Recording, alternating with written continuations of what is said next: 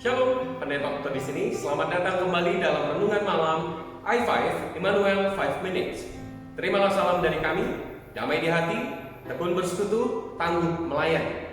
Bacaan Alkitab kita dalam renungan pada malam hari ini terambil dari kitab Keluaran pasal 22 ayat 5 sampai dengan ayat yang ke-9 dengan tema menghargai milik orang lain.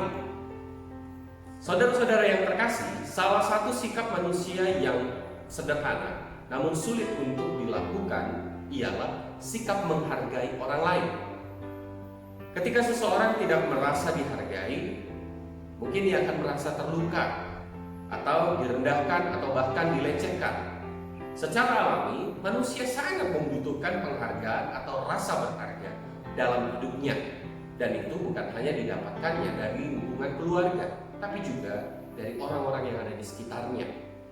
Sikap menghargai adalah jembatan penghubung untuk masuk ke dalam kehidupan orang lain. Ketika kita menaruh penghargaan kepada orang lain, kita pada saat itu sedang membantu orang tersebut untuk melihat keberadaannya sebagai pribadi yang berharga di mata Tuhan. Sikap menghargai adalah penghubung. Begitu juga dengan hak orang lain atas miliknya. Itu juga termasuk sesuatu yang dihormati. Setiap tindakan pencurian atau merusak barang atau harta milik orang lain tidak dapat dibiarkan, karena itu sama saja dengan tidak menghargai orang lain. Tindakan-tindakan tersebut adalah wujud dari sikap tidak menghargai keberadaan orang lain, keberadaan harta benda atau harta milik orang lain. Dan tindakan tersebut tentunya telah merugikan si pemilik. Maka orang yang telah melakukan tindakan tersebut haruslah mendapatkan ganjaran. Ganjaran yang diberikan tersebut bermacam-macam, tergantung dari perbuatan ataupun tindakannya. Tujuan dari pemberian ganjaran tersebut adalah untuk mendidik dan juga untuk memberikan efek jerah. Bagi masyarakat Israel kuno, ternak dan ladang adalah harta milik. Ternak menyediakan kebutuhan daging, susu, kulit, dan dapat menjadi penghasilan yang dapat ditukar dengan keperluan lain. Sedangkan ladang bisa menjadi tempat bagi mereka untuk mendapatkan bahan pokok atau bahan makanan. Praktik pencurian dilawan dengan prinsip keadilan. Bukan hanya mengganti kerugian, tetapi juga didenda berlipat-lipat. Kelalaian atas ternak maupun kebakaran yang merugikan ladang sesama juga didenda dan si pelakunya harus membayar ganti rugi yang setara. Seluruh peraturan tersebut menjamin hak kepemilikan seseorang untuk dihormati.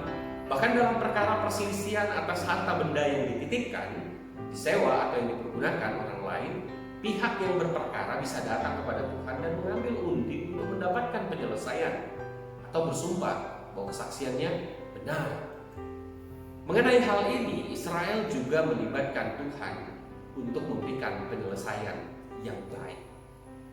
Setiap pencurian, kelalaian yang menyebabkan kerugian, pengingkaran tanggung jawab dan perselisihan yang terjadi ditanggapi juga dengan cara yang tepat dan memohon hikmat yang daripada Tuhan.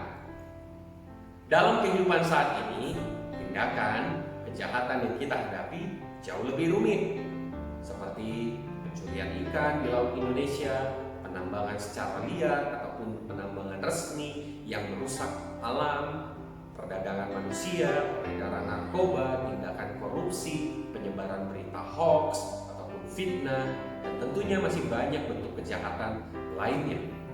Namun semua tindakan tersebut telah diatur dalam perundang-undangan yang ada di negara kita ataupun peraturan lainnya, dengan tujuan agar setiap pelaku mendapatkan ganjaran ataupun hukuman yang tepat.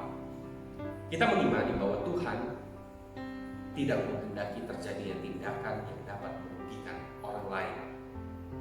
Bila selama ini kita cuek terhadap tindakan yang merugikan orang lain atau berdalih bahwa hal itu bukan urusan kita, maka pada saat ini dalam renungan ini firman Tuhan mengajak kita selaku umatnya untuk mewujudkan keadilan dalam relasi yang kita jalani.